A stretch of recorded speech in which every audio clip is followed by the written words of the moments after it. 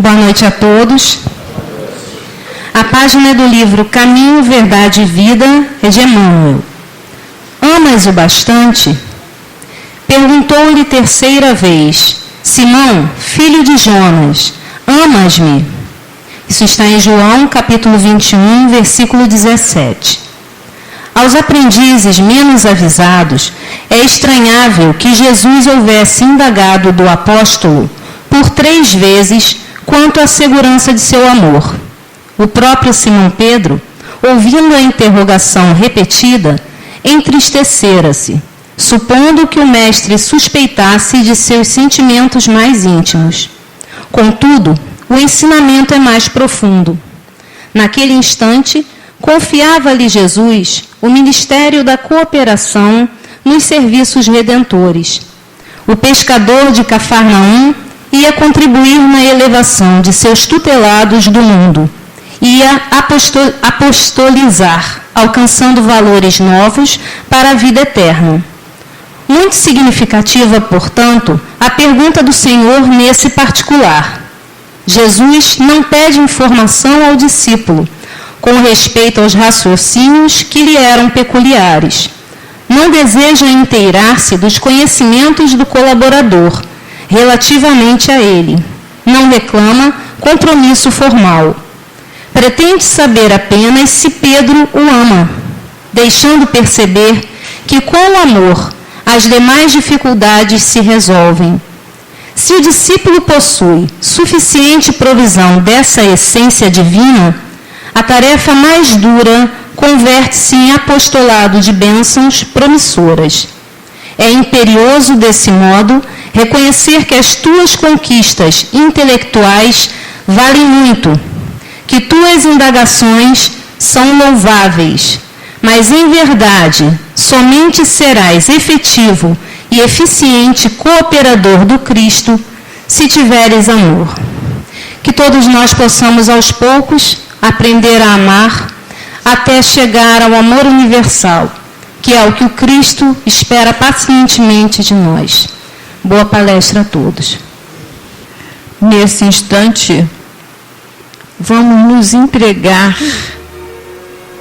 a Jesus. Vamos lembrar o Mestre. E se você tem dificuldade de pensar em Jesus, pense na natureza. Pense numa flor, no mar, nas florestas, no céu, nas estrelas, enfim, a natureza.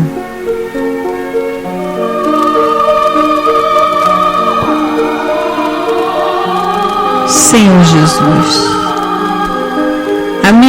amigo de todas as horas, em todos os instantes, Senhor,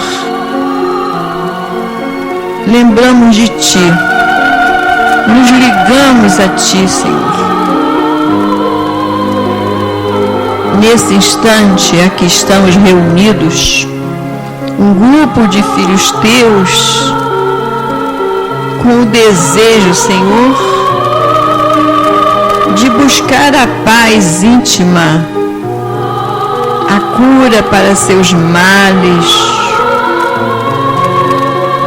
Aqui estamos, Senhor, a pedir-te por compaixão, pois as nossas falhas são imensas.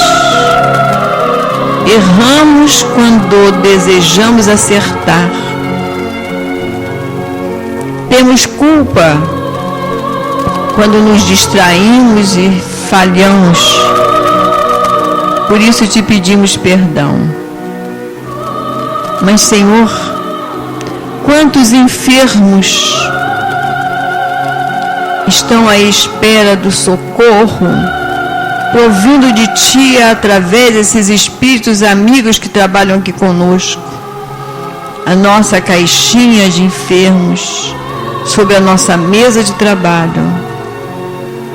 Também a caixinha onde os endereços lá estão, pois estamos esperando uma visita em nossos lares. e os nossos irmãos desencarnados, aqueles que partiram antes de nós, Senhor, os nossos melhores pensamentos, a te pedir por eles. E é nesse instante, assim, agradecidos que estamos pelo fato de estarmos na tua casa, pedimos aos nossos guias e protetores para que nos deem a permissão para que, em nome de Deus, estejamos dando como iniciada a reunião desta noite. Louvado seja nosso Senhor Jesus Cristo, e que haja muita paz em todos nós. Graças a Deus.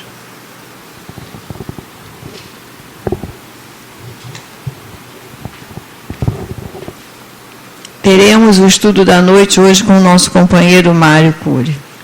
Que tu possas...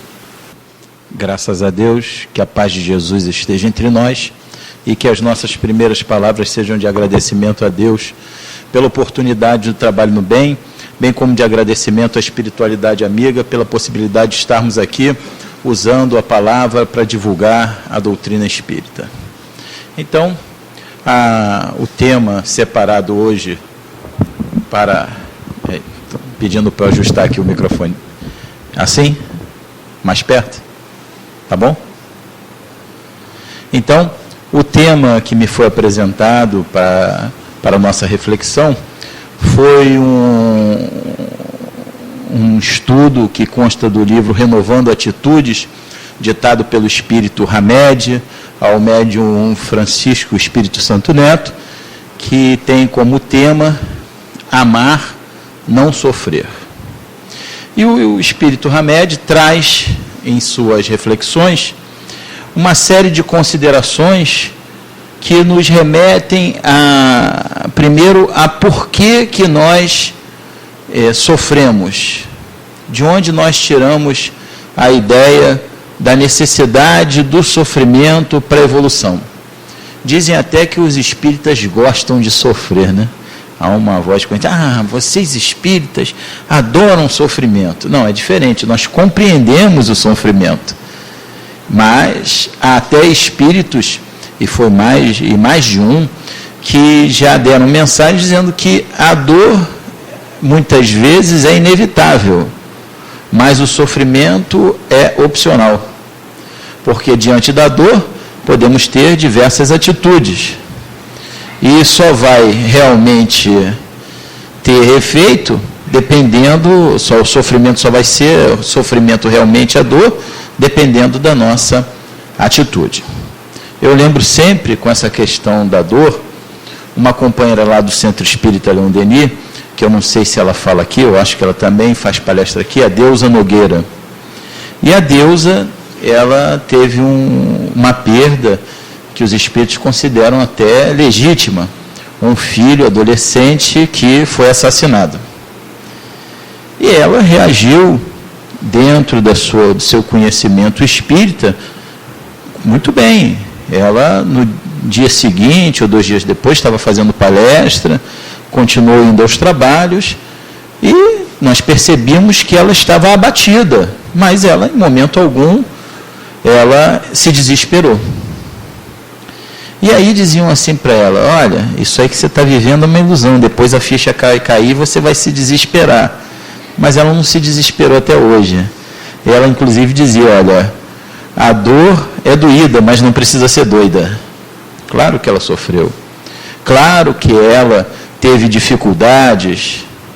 E ela relatou muitas vezes em suas palestras para consolar outras mães que tiveram seus filhos assassinados ou outras pessoas que perderam seus entes queridos, as dificuldades que ela teve e como ela conseguiu enfrentar. Então, a dor, muitas vezes, vai nos chegar. Mas será que a dor é exatamente o passaporte para a felicidade, para o crescimento, para a nossa evolução, para o nosso progresso espiritual? A doutrina espírita entende que não.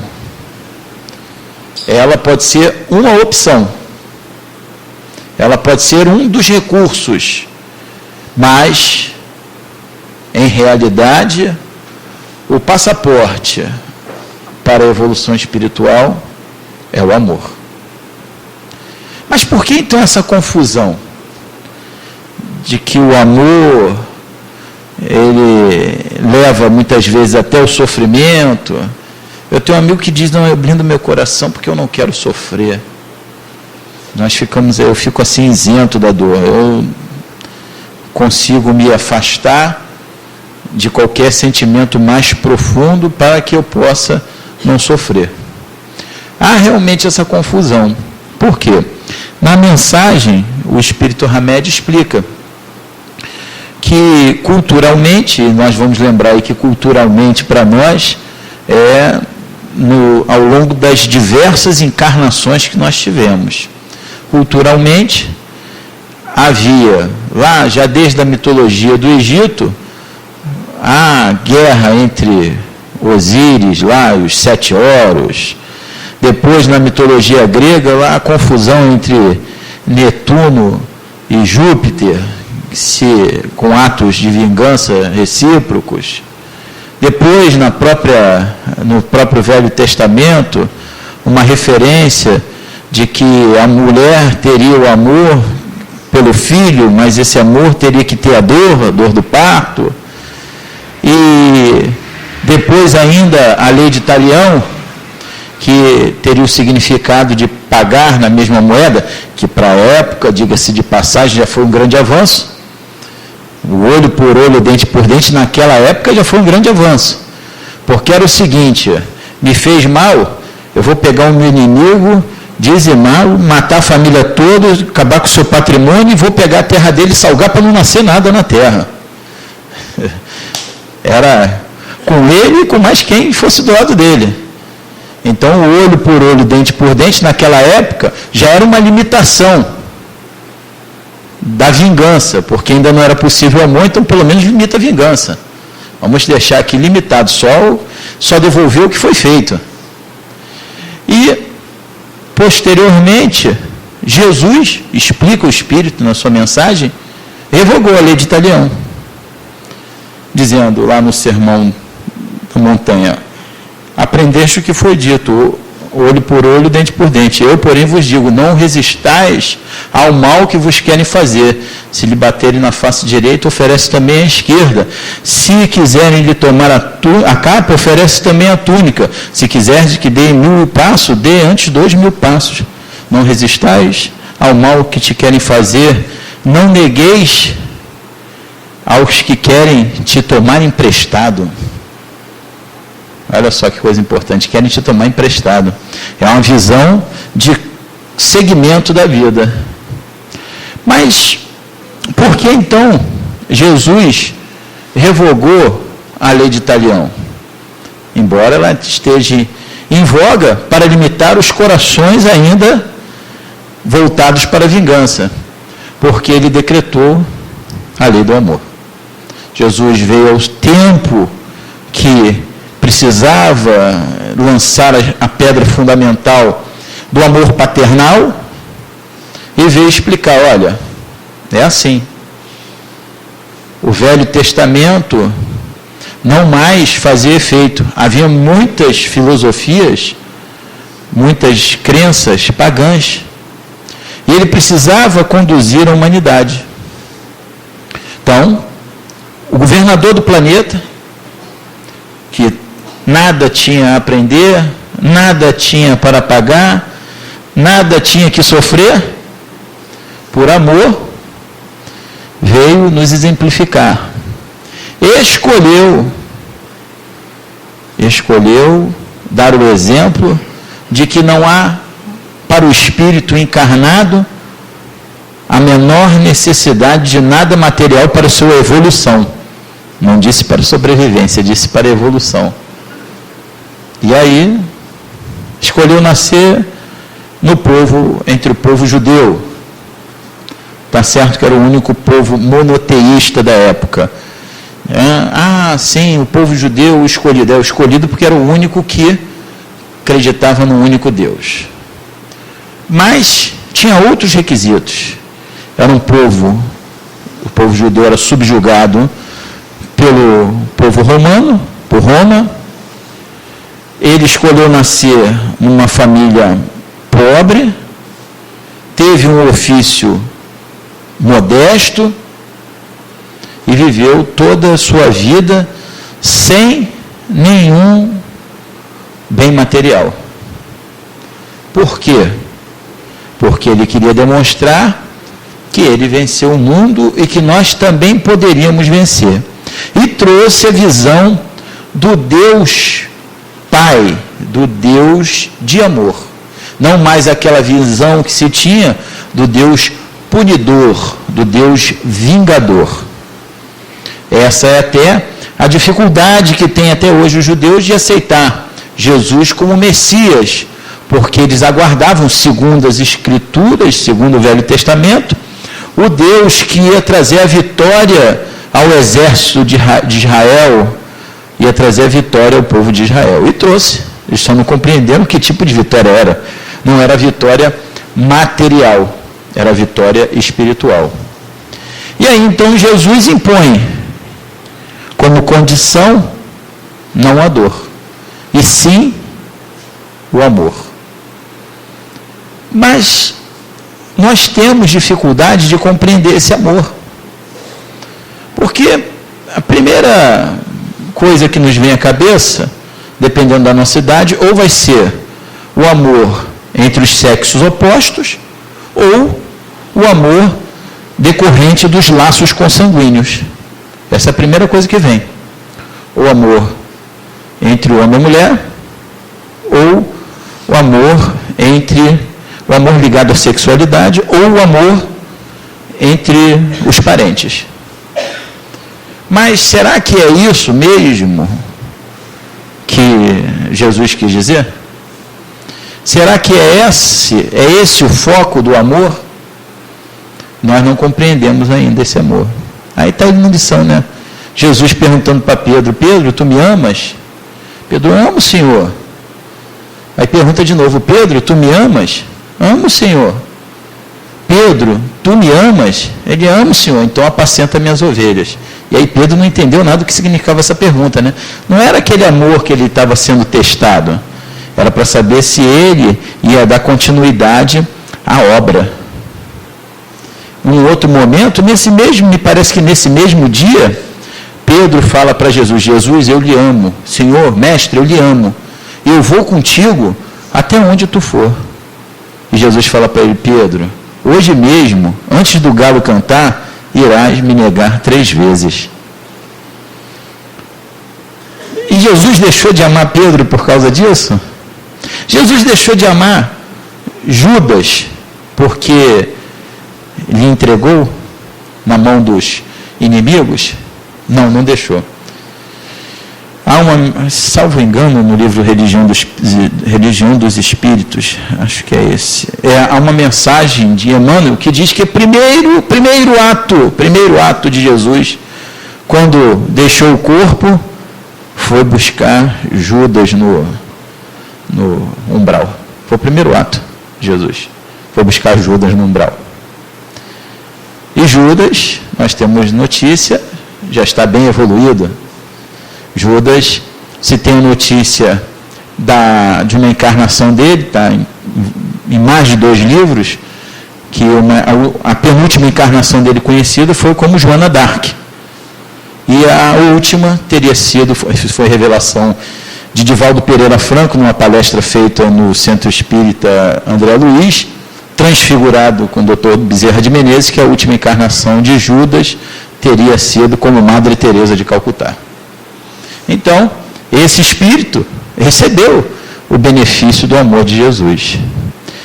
O Jesus lá na cruz, prestes à hora derradeira, o sumo sacerdote Caifás se aproxima da cruz e debocha dele: não és o Cristo, o Salvador? Se salva agora e desce da cruz. E fez lá, e proferiu para Jesus lá uma série de deboches e impropérios.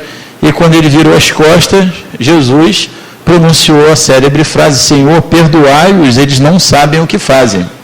Essa frase animou Dimas a pedir, Dimas, o ladrão que crucificado ao lado direito de Jesus, fez com que, incentivou a Dimas a pedir, Senhor, quando Dimas se dirigiu ao sumo sacerdote, diz, você o amaldiçoa, mas ele reza por ti. E virou para Jesus e falou, Senhor, quando estiveres no reino dos céus, lembra-te de mim. Jesus falou para ele, em verdade, te digo que hoje mesmo estarás comigo no reino dos céus. Então esse amor, nós não compreendemos ainda. Nós não ainda entendemos. E por que não entendemos? Porque temos presente em nossos corações ainda a questão do orgulho e do egoísmo. Ainda não superamos o orgulho e o egoísmo.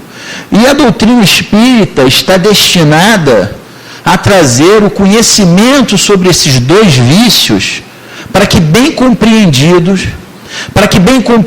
o significado do amor, possamos avançar como um ser coletivo que somos. Embora o progresso tenha que se realizar no campo individual. E aí então, nós vamos entender, vamos sair da ignorância e vamos buscar o amor verdadeiro. Mas isso, eu digo a vocês, com certeza, é muito difícil, não é fácil não. É preciso que nós venhamos aqui, ou em outras casas espíritas, nas casas espíritas que frequentamos, e prestemos bastante atenção nas palestras que são feitas. É preciso que estudemos as obras espíritas, é preciso que nos concentremos e que meditemos sobre as noções, as lições que são dadas pelo Evangelho segundo o Espiritismo, pelos ensinamentos que constam em cada questão do Livro dos Espíritos. Se nós pegarmos o Livro dos Espíritos e fizermos uma leitura da primeira à última questão, quando acabarmos de ler, formos repetirmos aquela leitura, nós vamos ver que a cada questão nós vamos encontrar uma nova reflexão, porque evoluímos, temos outros pensamentos, temos outros exemplos, e vamos compreendendo mais a fundo. Todos que eu conheço que têm a oportunidade de ter esse abençoado trabalho, de vir falar, de fazer exposição sobre a doutrina espírita, dizem a mesma coisa. Nós às vezes estudamos um tema, já fizemos palestras a beça sobre aquele tema, e quando vamos estudar, muitas vezes nos deparamos com reflexões que ainda não tínhamos feito. Por quê? Porque estamos em evolução, estamos em crescimento constante. E aí a compreensão, o conhecimento, vai cumprir o que Jesus nos falou. Conhecereis a verdade, e a verdade vos libertará. Vos libertará da ignorância. Por que é que nós não conseguimos amar em plenitude? A regra é simples. Fazer ao outro o que gostaria que fosse feito a ti. E por que então que uma regra tão simples, ela não é cumprida? Por causa do orgulho e do egoísmo. Mas aí poderiam questionar assim, né? Uma vez é bom lidar com jovens, né? Porque jovem, ele expõe muito explicitamente o pensamento. Então uma vez eu fui fazer um estudo lá para uma mocidade, aí perguntaram assim, mas vem cá tio, o negócio é o seguinte, se orgulho e egoísmo não presta, por que Deus criou a gente com orgulho e egoísmo? Né? Pergunta óbvia, né? Não serve, tem para quê? Mas a questão não é essa que não serve. A questão é que, na realidade, orgulho e egoísmo são degenerações, eu já tive a oportunidade de explicar isso para vocês, são degenerações de forças necessárias que trazemos em nós para o nosso desenvolvimento.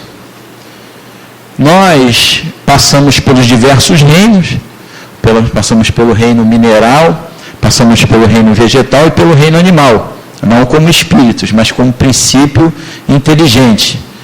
E agora, na fase, como espíritos, na fase hominal, nós temos que adquirir automatismos que superam automatismos que criamos nessas outras três fases, desses outros três reinos.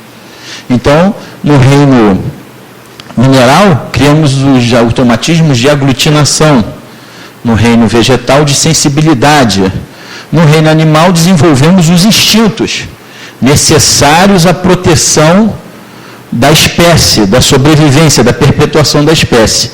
E agora, na fase hominal, estamos adquirindo os automatismos morais. E esses são difíceis.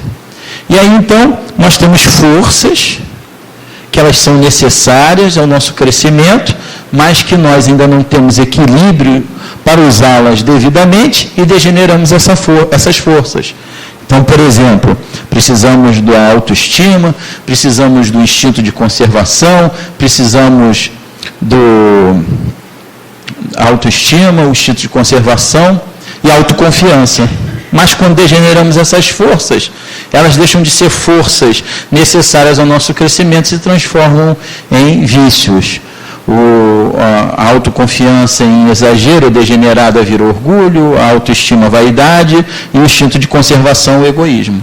Não equilibramos ainda essas forças. E aí não conseguimos amar por conta disso. Porque não conseguimos fazer ao outro o que queríamos que fosse feito a nós mesmos, porque nós colocamos os nossos interesses pessoais na frente. Ainda trazemos o automatismo da sobrevivência. E aí precisamos, então, desenvolver. Nós melhoramos essa visão quando estamos fora do corpo e nos vemos como espíritos imortais. Kardec, em Obras Póstumas, ele nos diz que há uma maneira de identificar e destruir o orgulho e o egoísmo. É identificando o espírito com a sua condição de ser imortal. Porque aí as coisas mudam de figura. Por isso que a visão do desencarnado é uma e a do encarnado é outra. O desencarnado já consegue se ver como um ser imortal.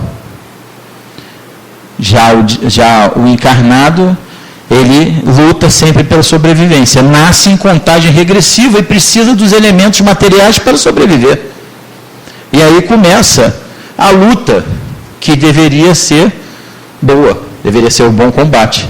Mas como ainda não chegamos à plenitude do conhecimento, ainda estamos na ignorância, degeneramos as forças necessárias a esse bom combate e transformamos em vícios. Mas ainda há um outro aspecto que nós podemos raciocinar acerca disso. É que quando pensamos em amor ao próximo, e nós falamos em amor, nós pensamos num amor sublime, como o amor de Jesus.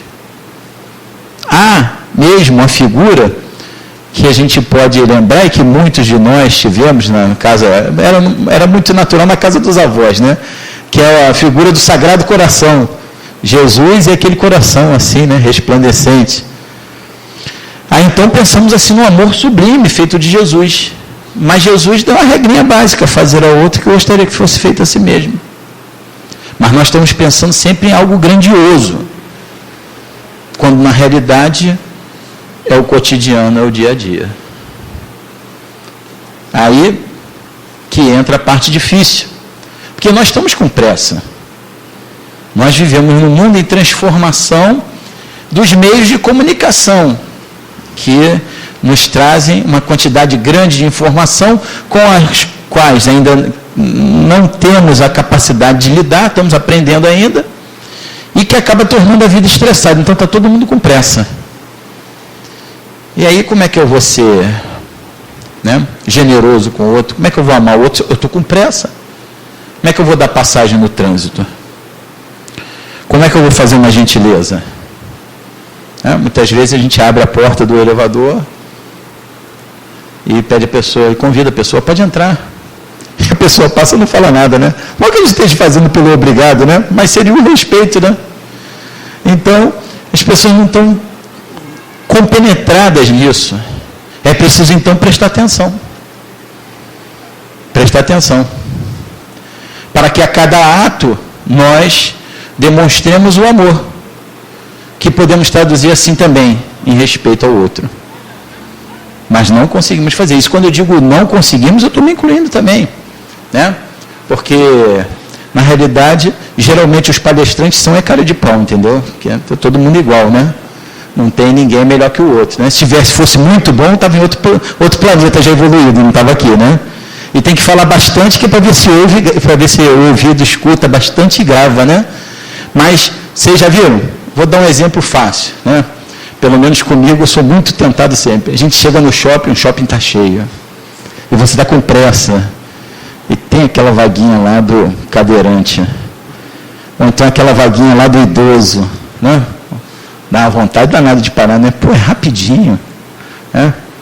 Poxa, tem 14 vagas para cadeirante. Será que vai chegar esse número de cadeirante agora? A gente até brinca, né? Não vai chegar esse pessoal todo, né? Mas parece uma coisa boba, né? Mas isso é respeitar o próximo. Você já imaginou? Aí o que acontece? Todo mundo faz esse mesmo raciocínio.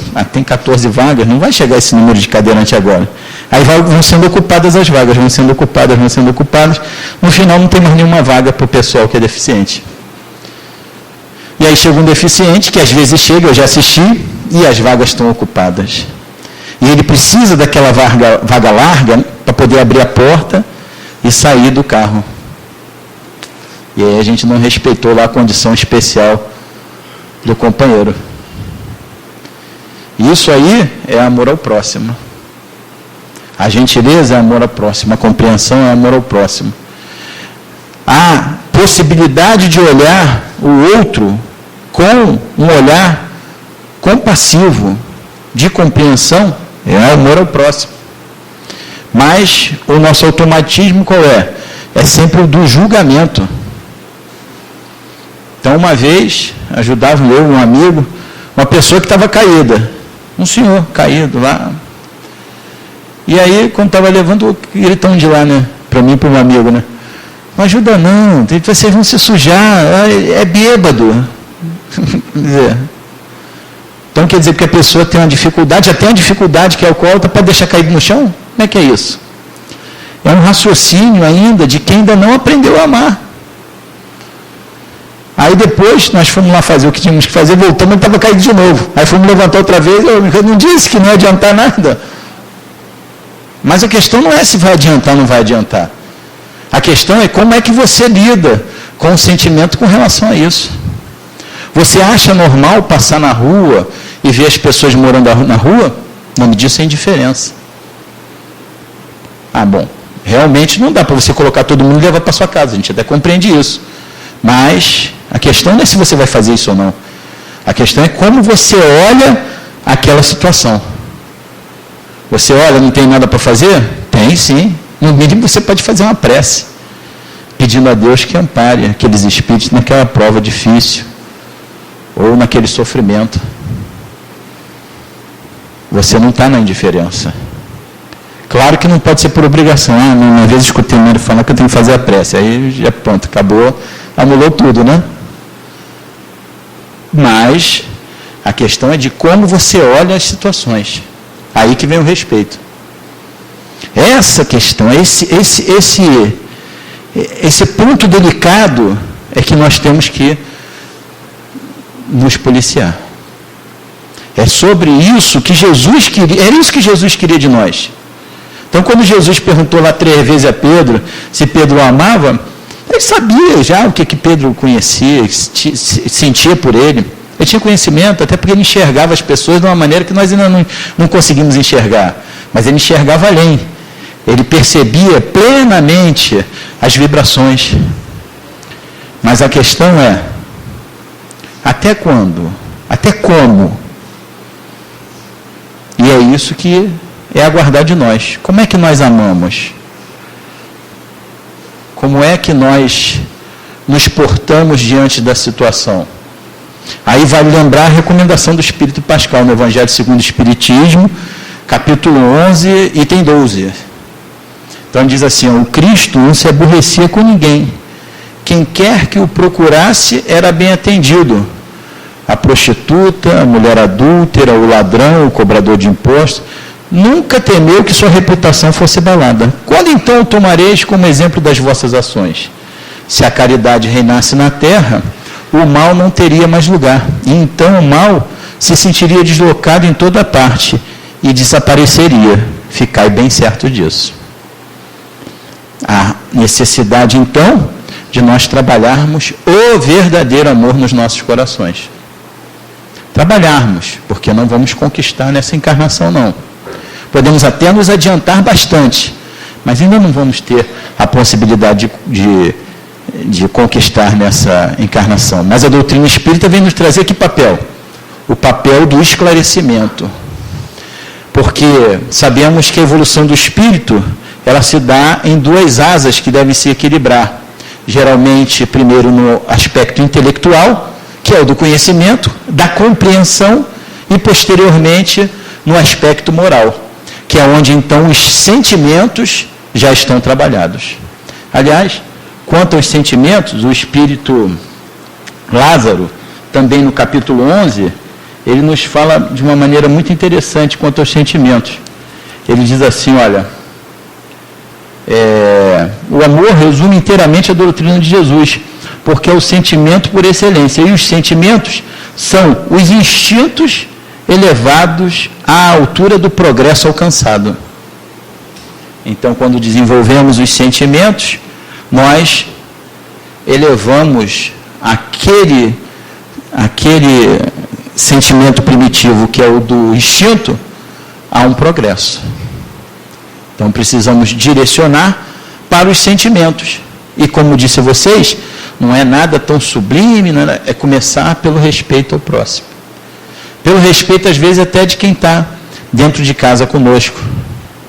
Precisamos aprender.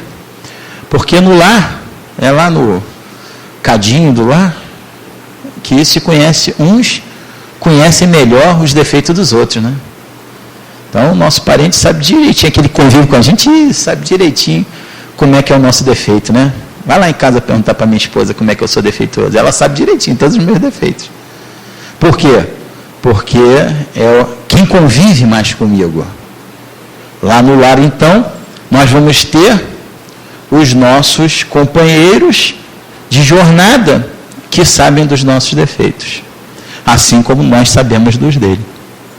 E aí, qual é o ponto disso? Porque precisamos, às vezes, temos o papel de educador, mas precisamos também sermos caridosos.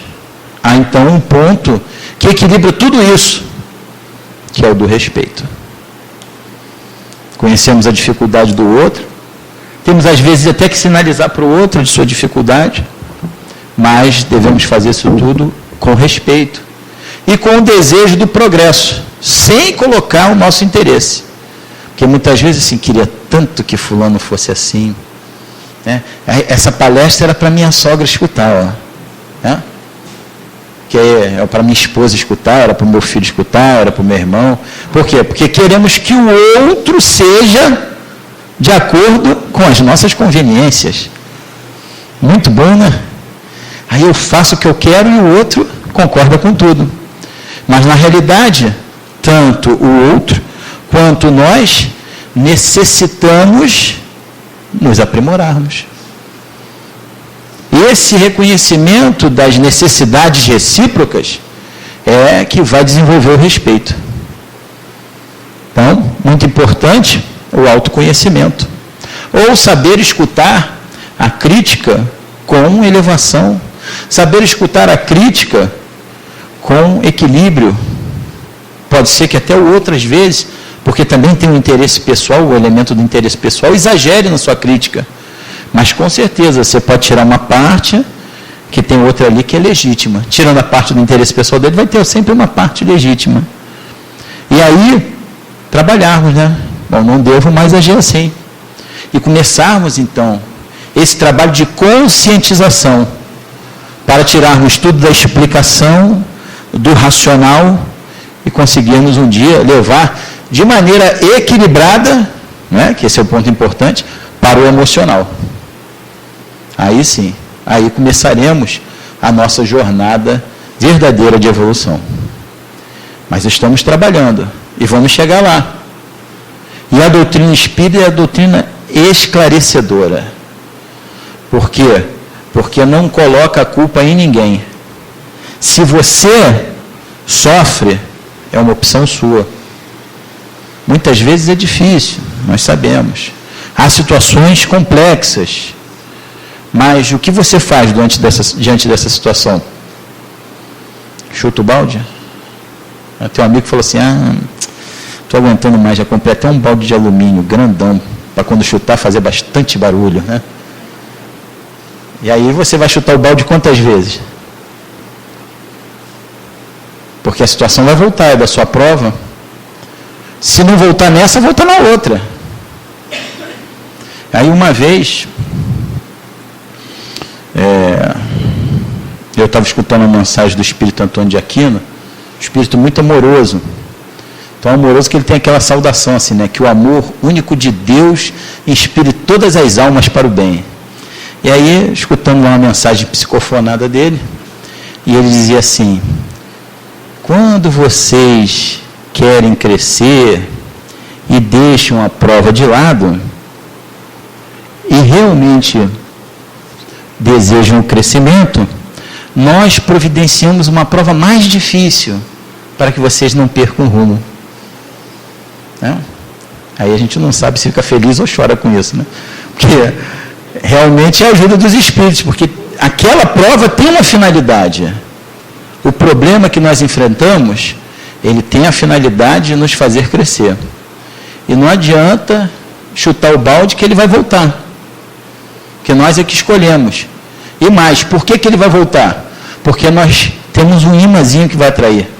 Nós temos as nossas marcas magnéticas que vão atrair, que estão lá na nossa probabilidade, e muitas vezes nós escolhemos. E aí vai atrair. Chutou o balde, vem outro. Vem outro problema, não tenha dúvida. Então, qual é a melhor posição para nós? Compreendermos para não sofrermos com as dores. Encararmos as dores. E podermos seguir adiante. Porque não adianta chutar, porque vai voltar nessa ou noutra. E às vezes, não volta numa condição tão favorável quanto aquela que se apresenta no momento. E mais, né? Qualquer que seja o problema, ele vai passar uma hora. Quantas pessoas vocês conhecem que não vão desencarnar? Tem alguém que não vai morrer? Todo mundo vai morrer um dia. E aí, quando chegar do outro lado, tem um montão de besteira que a gente dá uma atenção danada, que não vai valer mais nada. Não vale nada. Nada. Não tem importância nenhuma. Te atendendo o espírito da mesa de desobsessão, ele falou para mim: puxa, mas eu era muito rico. Você não tem noção, era muito rico, o espírito desencarnado, muito poderoso. Puxa, e agora? Eu falei: meu amigo, tem uma triste notícia para você. Seu dinheiro agora não vale mais nada. A não ser que você tenha feito bom uso dele. Fez bom uso? Aí, usei tudo em proveito próprio. Então, aqui não vale mais nada o seu dinheiro. Vale nada. Pode esquecer. Você agora tem que buscar outros valores. A moeda aqui é outra. Então, não adianta nada brigar pelas coisas da vida. Claro que todo mundo precisa dos elementos materiais. Não é vedado o progresso material a ninguém. Agora, isso não pode ser a coisa mais importante da sua vida. A coisa mais importante da sua vida é você lembrar que você é um espírito imortal. E que um dia você vai deixar isso aqui. Agora, claro que em meio a isso tem as lutas da carne. Porque você precisa crescer, sobreviver, se desenvolver. Mas tem que se focar. O foco é Deus. O resto é consequência da sua maneira de viver. Do seu trabalho, do seu esforço. E do que é importante para você naquela encarnação. Porque muitas vezes você não consegue chegar onde você quer. Às vezes nós queremos algo materialmente, que nós planejamos, almejamos, nos esforçamos e às vezes não conseguimos. Por quê? Porque talvez, espiritualmente, aquele patamar que pretendêssemos atingir não seria bom. E aí é travado. Travado o quê? Por amor a nós. Mas se não tivermos a visão de que Deus comanda tudo, nos perdemos nisso. E ficamos chateados. Puxa, não consegui, eu queria tanto. E aí, Jonas de Anjos nos fala das cercas que Deus coloca para nos guiar. Muitas vezes são cercas postas para que nós possamos não nos perder na nossa vida. Está na nossa hora? Faltam 10 minutos. Então, a gente precisa compreender bem essa questão do amor. Compreender bem essa questão do sofrimento. Haverá situações em que nós vamos ter a dor presente. Até porque somos espíritos imortais. Mas, com certeza, se colocarmos o amor, nós vamos ter uma outra posição. Por que muitas vezes, eu estou até falando bastante, era bom explicar, né? Por que muitas vezes a dor é inevitável? Porque há, por exemplo, vamos pegar aqui no campo da saúde, há doenças que são kármicas, ou doenças perispirituais. Somos formados por um conjunto perispiritual. Espírito, perispírito e corpo físico. Perispírito e corpo físico, né, o perispírito é o veículo de comunicação do espírito, que não tem forma. Então, a forma é através do perispírito. Perispírito, então, e corpo físico estão ligados molécula a molécula. E o perispírito mantém sempre essa forma do corpo, salvo no corpo dos desencarnados, onde não há os aparelhos reprodutores e digestivos. Mas fica ali em estado latente, vibracional, essas possibilidades. Então, há pessoas que ficam doentes e não tem relação de causa e efeito com a vida que elas levam atualmente. Então, por exemplo, eu tive um tio que teve cirrose, né? Não foi medicamentosa, e ele era um monge. Como é que o monge tem cirrose? Né? Vai ter cirrose porque nessa ele não bebeu nada, nem atacou o fígado em nada, mas nas outras ele bebeu todas, né? E aí ele foi maculando o perispírito, que perispírito e corpo físico estão ligados molécula a molécula. Tanto o perispírito transmite para o corpo físico, como o corpo físico transmite para o perispírito. E aí, nessa encarnação, como se fosse um mata-borrão, o corpo absorveu os fluidos deletérios, lá, a marca que tinha perispiritual, e ficou no corpo. Limpou o perispírito. Então, muitas vezes, estamos diante de doenças desse tipo, que são importantes para que nós possamos, como espíritos imortais, seguir adiante. Muitas vezes, temos situações que são situações de resgate. Então, tem uma famosa situação de resgate, está no livro A Vida Escreve, de Hilário Silva, onde ele conta a história do senhor que perdeu o dedo. Ele era espírita, trabalhava na casa espírita, então foi lá, depois de perdido o dedo, foi lá para a sessão, e um espírito que comandava a casa falou para ele: você está triste que perdeu o dedo? Você devia ficar contente, que nós te ajudamos muito. Você está aí pensando, né? Eu faço tal trabalho, qual trabalho, sempre me dedico, sou uma pessoa querida, e perdi o dedo. Meu filho, você está muito bem, porque você só perdeu o dedo porque você se esforça assim, porque a programação era para você perder o braço. Mas como você trabalhou tanto no bem, você só perdeu o dedo. Um companheiro de trabalho, nós participamos de um grupo de estudo que apresenta um seminário anualmente, lá no Centro Espírita Leon Denis, chamado Medicina Espiritual. Então, lá diante de um estudo que nós estamos fazendo aprofundado, estudávamos as marcas perispirituais. E aí um companheiro, que é médico, inclusive neurologista, ele estudando lá, fez o estudo e algum tempo depois, quando ele se desdobrou para trabalhar, olhou o corpo físico deitado e identificou numa região lá do cérebro que eu não entendo, mas ele entende, porque é neurologista, que ele tinha uma marca num local onde provavelmente ele causaria mal de Parkinson.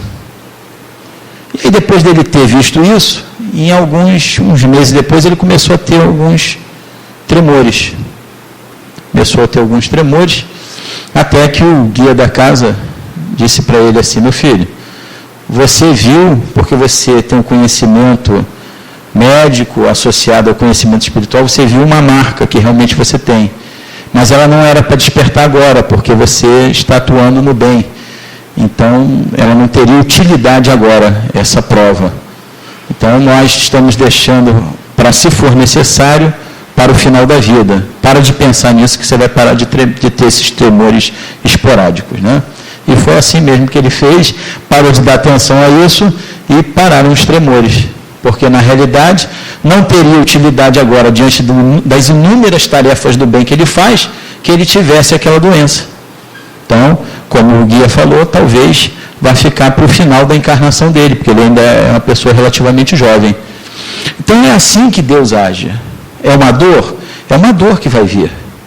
Mas o que vamos fazer com a dor quando ela bate a nossa porta? Vamos sofrer? Vamos amaldiçoar a Deus? Vamos nos queixar?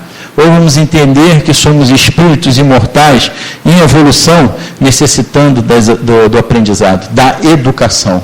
E que podemos deixar a dor de lado para que o sofrimento não nos acarrete, para entender, para que o sofrimento não se apegue a nós, para compreendermos que tudo faz parte de um processo evolutivo.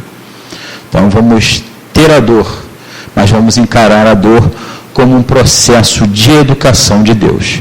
E aí, no campo moral, há inclusive a possibilidade de, se nós amarmos bastante, reduzirmos diversas possibilidades de dor. Muitas provas, elas são resgatadas pelo amor. Então, uma vez o Dr. Erma, que é um guia lá da nossa casa, disse assim: vocês não têm ideia, no trabalho do passe, da cura e da desobsessão, de quantas doenças que vocês se livram, vocês nem ficam sabendo. Por quê? Aí ele explicou, porque para que o fluido seja transmitido a quem está recebendo o passe, esse fluido benéfico passa por vocês que são médiuns. E aí, junto, vai uma série de benefícios. E aí o sujeito ainda pensa que é médium e é melhor que o outro, né? Na realidade, geralmente é mais devedor. Aliás, né, a definição que está lá no livro Mecanismos da Mediunidade, de André Luiz, num capítulo chamado Mediunidade e Eletromagnetismo, diz que o sujeito é médium porque ele tem uma descompensação vibratória, né? Aí eu sabia que médio era tudo perturbado, né? Mas descompensação vibratória é o seguinte: no átomo, que era a menor partícula conhecida na época de Kardec, no átomo, então nós temos dois tipos de movimento do átomo. Um em torno dele mesmo, chama movimento translatório, e outro movimento que ele faz girando uma volta para lá, outra para cá, que é até aquele desenho do átomo, um núcleo com várias voltinhas. Quando ele faz um movimento para um lado, ele faz para o outro. Então, ele sempre equilibra. E nos médiuns, essa descompensação vibratória, André Luiz explica, é que esses spins, que spin quer dizer giro em inglês, né? Que esses spins, nos médiuns, eles são paralelos. Nas moléculas das células do cérebro, do perispírito dos médiuns, há, então, um movimento paralelo. Em vez de ter um para o lado e um para o outro, tem dois para o mesmo lado. Para quê? Porque o médium vira uma antena receptora para poder absorver mais fluido, não gastar os fluidos do seu elemento vital, do tempo que ele precisa ficar encarnado, e para absorver os fluidos do ambiente onde ele vai trabalhar e poder compreender as coisas que estão se passando, aumentar a sensibilidade. Então, é uma disfunção programada para poder se auxiliar. Porque isso é porque o sujeito precisava amar muito, talvez não tivesse capacidade, era muito devedor, então vem com essa possibilidade para ver se dá uma adiantadinha. Então, tudo decorrente do amor pode gerar uma diminuição da sua prova. A questão 132 do Livro dos Espíritos, Kardec pergunta qual é o objetivo da encarnação. E aí a resposta é grande, mas no segundo parágrafo, lá, no primeiro para o segundo parágrafo, os espíritos respondem que a finalidade da encarnação é para o espírito passar por todas as experiências da existência corporal, vicissitudes, provas, expiações, ao fim de alcançar a perfeição. E visa ainda um outro fim, o de suportar a parte que lhe toca na obra da criação. Ora, se eu tenho que passar por todas as experiências da existência corporal, e eu me adianto, vejo alguém em sofrimento e começo a tentar auxiliar, eu então vou aprender muitas vezes com a dor do outro. E aprendendo com a dor do outro, não preciso passar por aquela situação, Porque eu já aprendi verdadeiramente, legitimamente, porque eu fui em auxílio ao próximo. Daí dá para entender quando Pedro diz que o amor cobre uma multidão de pecados.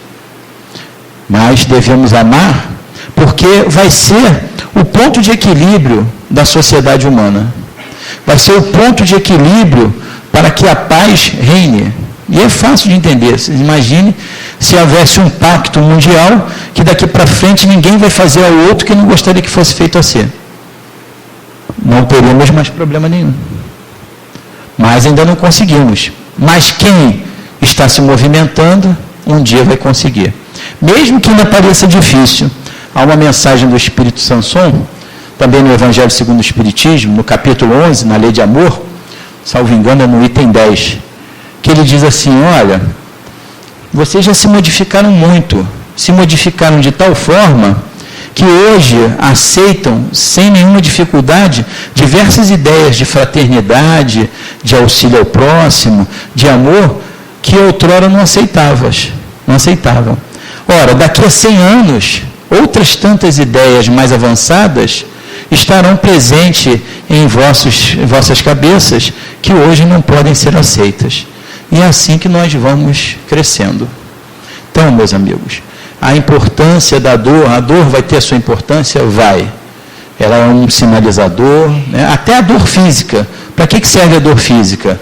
Porque há, inclusive, uma doença das pessoas que têm problema do sistema nervoso e não sentem dor. Isso é muito perigoso, porque a dor serve para alertar que tem alguma coisa de errado. E assim como no aspecto, e a pessoa toma providência, e assim como no aspecto físico ela tem uma função, no aspecto moral ela também vai ter a sua função, de nos alertar que precisamos nos educar em algum aspecto. Vamos aproveitar então, meus amigos, a possibilidade que a doutrina espírita nos dá, de nos esclarecer, de nos tirar da ignorância e nos colocar com a cabeça preparada para podermos entender quem nós realmente somos. Quem somos nós? Podemos perguntar assim, você tem um espírito? Parece uma pergunta boba, né? Não, mas você não tem um espírito. Você é um espírito que momentaneamente está no corpo. E um dia vai deixar esse corpo. E vai continuar existindo. E você vai levar, sabe o que com você? Nada que é de uso do corpo, mas tudo que é de uso da alma. Então vamos agradecer a Deus por termos conhecido nessa encarnação a doutrina espírita, ciência, filosofia, religião, e que responde às questões da humanidade. Quem nós somos, de onde viemos e para onde vamos. E assim então, com esse conhecimento, nos esforçarmos para pô-los em prática, para pôr em prática o Evangelho do Mestre Jesus e seguir, como diz Leon Denis, adiante para o alto, na direção de Deus. Graças a Deus, que Deus e Jesus sejam louvados hoje e sempre. E como diz o Espírito Antônio de Aquino, que o amor único de Deus inspire todas as almas para o bem. Graças a Deus.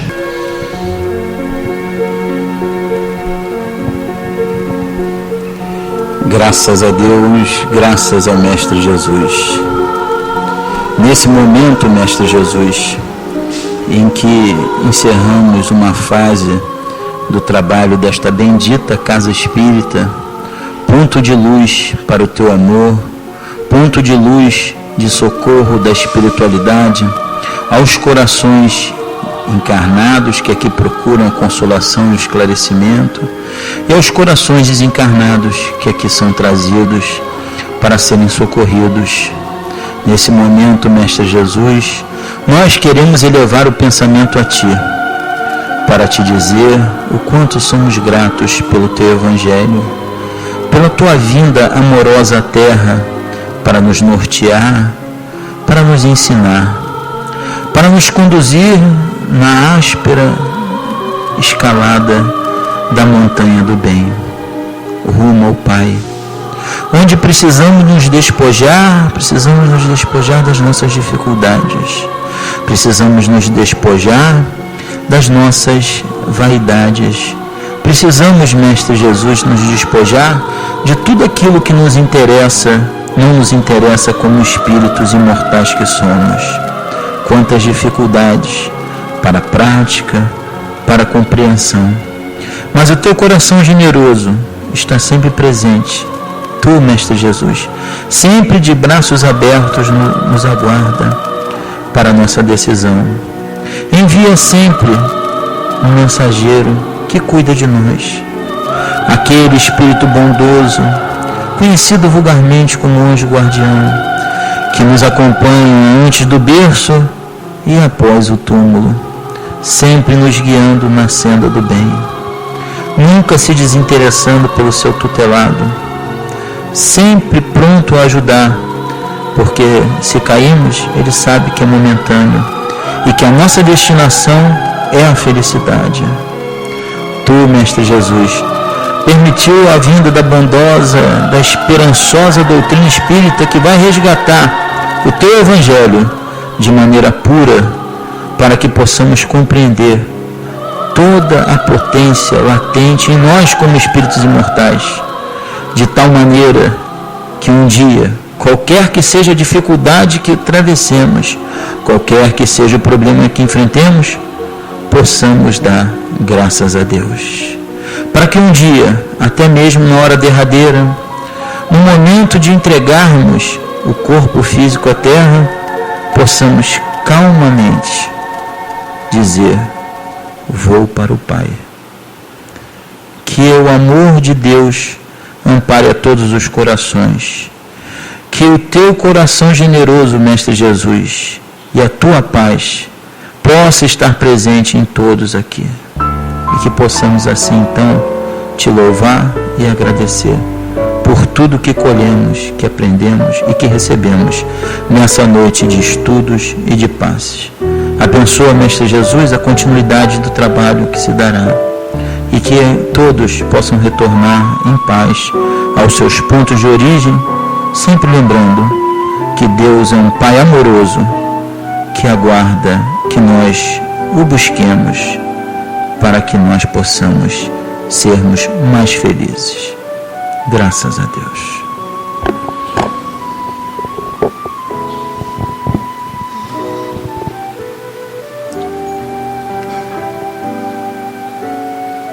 Somos felizes, Senhor, por ter tido a oportunidade desses momentos em Tua casa. Agradecemos por tudo aquilo que recebemos. Quanto recebemos, nem noção temos, mas certeza absoluta de que vamos nos retirar em paz e que nós possamos levar para os nossos lares esta mesma paz que sentimos nesse instante. Por isso, eu peço aos nossos amigos espirituais a permissão para estarmos encerrando os primeiros momentos de nossa reunião.